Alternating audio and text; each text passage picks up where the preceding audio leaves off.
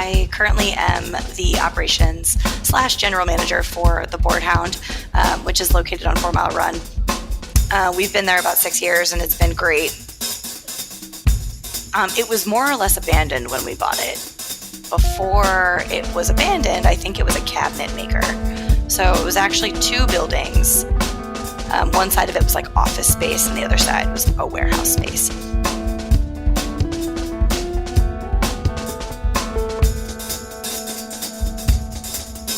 I am also an Arlington native, so I grew up here. I was born in Arlington Hospital. I did the Arlington County school system.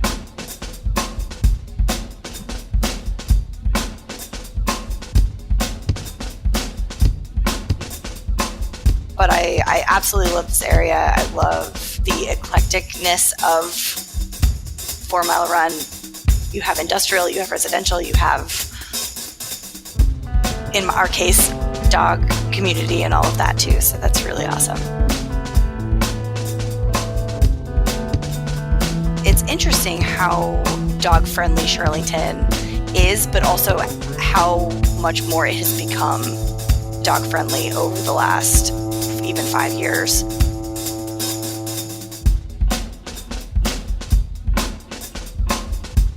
Not only is it the only area in Arlington that's zoned for overnight pet boarding, it is also one of the few places where like pretty much all of the apartment complexes are dog friendly. You know, it's very, very accepting and it is flooded with dogs. And it is flooded with dogs.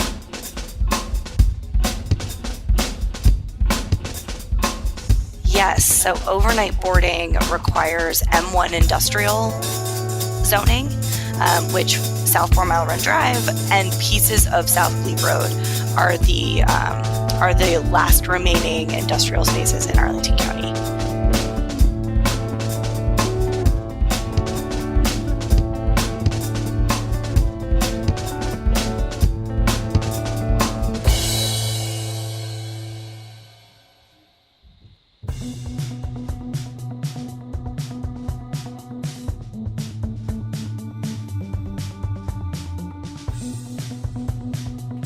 I needed to move out of my basement recording. So I went looking for a commercial space, which is not easy these days. It really isn't, and it wasn't easy 30 years ago either.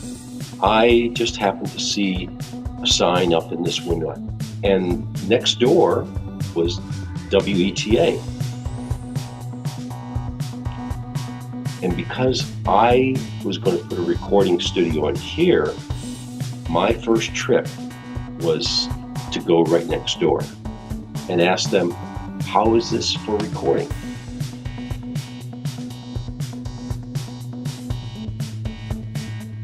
How is this for recording? I'm a bit of a electronic junkie and I do stuff and I want to know if this is going to really work out.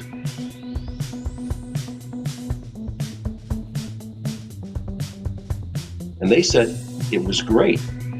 The spot was actually chosen because of the big hill right by Knock that guards this area from Tenleytown, which is where most of the antennas are. And you can run unbalanced lines for longer periods without having any kind of interference or hardly any interference at all. We are on ground level, there's nothing below us, and above us there's my storage space. So instead of wearing an aluminum foil helmet like I always have around the house, I just go here to my studio. And it works. Plus the fact that we are on ground level, there's nothing below us, and above us there's my storage space. On one side there's an alley, and on the other side, there used to be a chimney company. So it was really ideal. We can make as much noise as we want, and no one will hear it.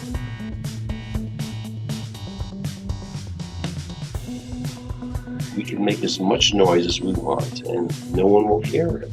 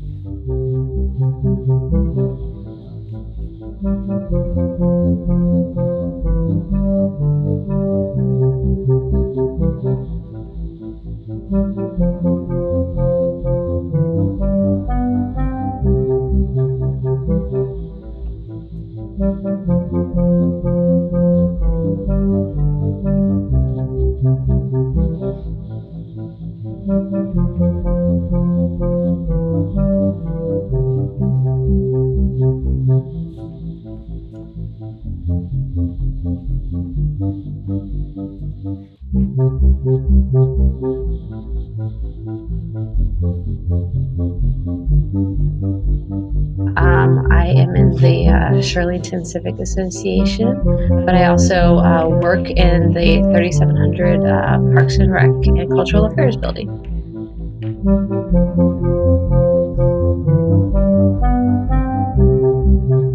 I did walk to work every day until I had a baby, and now I have to participate in daycare drop-off. So unfortunately, I no longer can walk to work.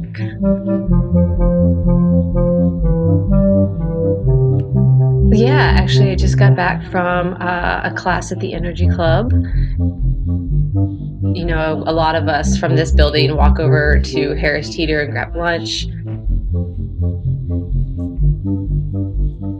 And our neighbors, those of us that live in Shirlington, we often frequent before we had kids, new district, and actually even a little afterwards. It's very popular with babies on Sundays.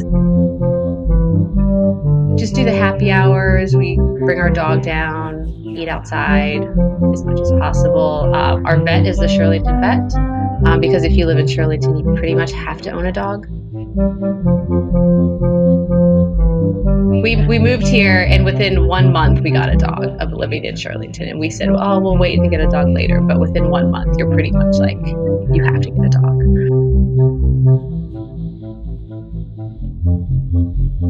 So we used to go to the dog park when we first got our dog, but we actually don't go there. He doesn't have the best recall.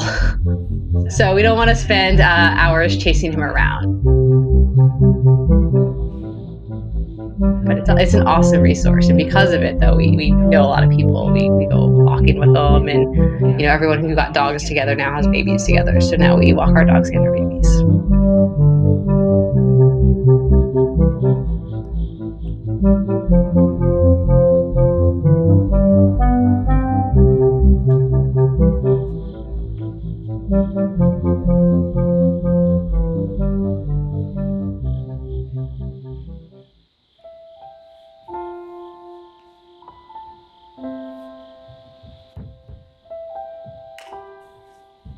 There was another Weenie Beenie they had, and then there was a Weenie Beenie up there on Jeff Davis Highway, but that one was not the one that they needed because it was a little bit away from the working class.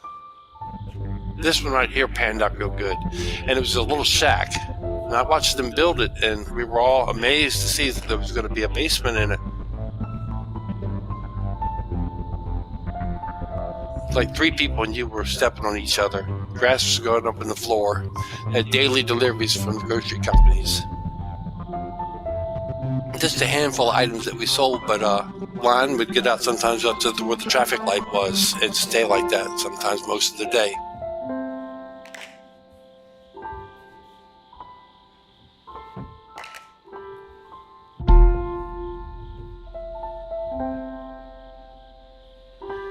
My dad and his partner, they made a good living with it. And back in the 60s, they started in 62. They met at Weenie Beenie, and they worked on and off at Weenie Beenie until they could pull up some money to get a place of their own. I've been doing it since 69. It feels like 600 years ago.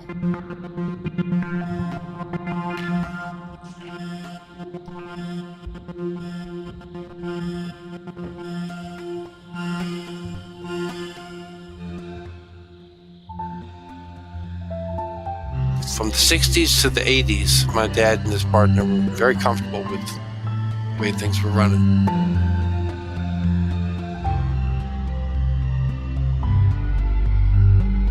We've done signed a lease for another 10 years.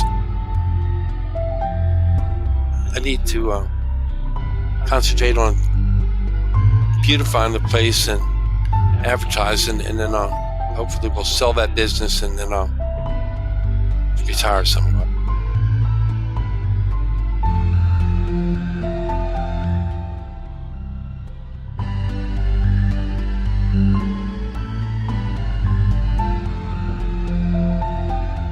It's the same customers every day.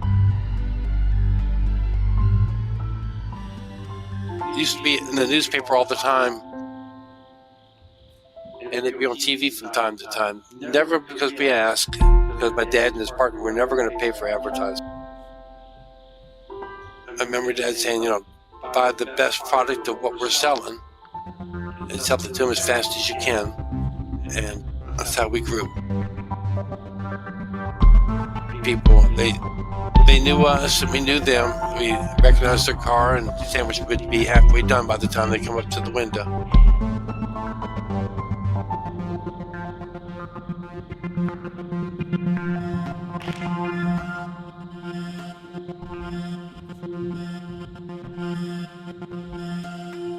Dad was always pushing us to work on Sundays like all the other stores would. And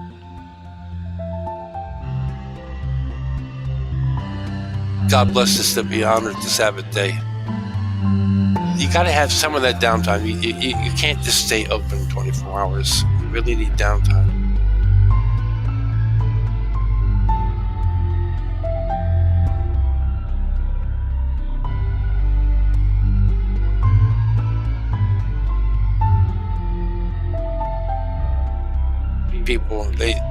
They knew us, and we knew them. We recognized their car, and the sandwich would be halfway done by the time they come up to the window.